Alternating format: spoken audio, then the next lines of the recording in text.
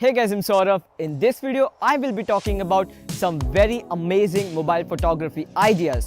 Now, I have made videos related to mobile photography where I share some tips on how to use your mobile camera to its best. But in this video, I will be showing you some practical ideas where you can use your mobile phone and get creative images. I'm very excited. Hope you are too. Without wasting any time, let's get started. The first idea we are talking about light painting using mobile phones. Now, if you don't know what light painting is, basically it's an image which is taken with a slower shutter speed where the light source is moved continuously so that it looks like a painting with a light source. What we are doing here is we are using mobile phones as our light source. What I'm doing in this particular image is I'm taking different smartphones and I've downloaded images with blue color, white, green and different colors. You get the idea, right? And what I'm doing is I'm now moving the mobile phones and I'm using a slower shutter speed to get this light painting effect. To take an image with a slower shutter speed, you make sure the focus is locked onto your subject and then use a slower shutter speed. Now you can start with 1 second and go to 5, 10, 15, 20 depending on what kind of image you want to take. You can be a lot more creative with your light trails and you will get very creative images.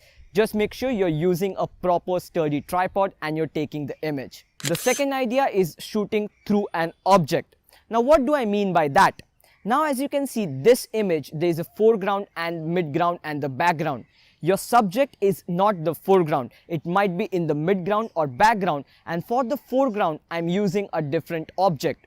You can use any kind of card paper and fold it, or you can also use a bottle which is cut in two parts. You can be a lot more creative. But you get the idea, right? You have to shoot through it. What this does, it gives you a different dimension because now your foreground have become a lot more interesting. Make sure you tag me on Instagram with the hashtag shootwithsaurav and I'll get to see your images and I'll post them on my story if I find that image worth it. The next idea we are talking about is using a mobile phone or a glass surface for reflection. Now when you're shooting any particular subject like a building or a monument, if it had reflection, it might look much better. But every time you won't find a water surface or somewhere where you can get that reflection. What you can do is you can place a glass or a different smartphone just beneath your camera and tilt it in a way that you see the reflection and you can take the image. You can convert a very boring subject to a very interesting one just by incorporating some reflection. The next tip is underwater mobile photography. Yeah, you heard me right.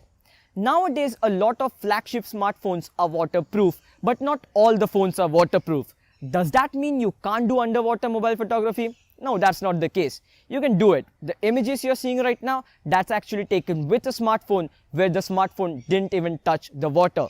Yes, how I did it is I took a jar and I placed the mobile phone into it. You can take any object that is transparent. Just make sure the object is clear enough so that you get good quality images. Just place the object in the water, place the mobile phone so that the mobile phone doesn't touch the water. Be careful and you can take images underwater even though you don't have a waterproof mobile phone. The last idea we are talking about is shooting upside down. See this image. How was this taken? The mobile phone was actually placed flat and the camera was facing upwards. Then how did I take the image? What I did is I actually used a timer. So you can set a 5-second or a 10-second timer depending on the situation, and I counted and I jumped at the right moment. Now what this does is it gives you a completely different perspective. Especially if you have a wide angle camera, you will see that you're able to capture action wide images that you were not able to capture before. People will think you used a GoPro or some other camera, but you know the truth, right? We just used a mobile phone and made sure the angle is perfect. So I hope these ideas were helpful, guys. I tried to do something new in this video. I tried to experiment and show you the much more practical side of mobile photography. If you like the video, press the like button. Share it with your friends. If you're new to the channel, make sure you subscribe to the channel as well. I'll talk to you guys in the next one. Bye.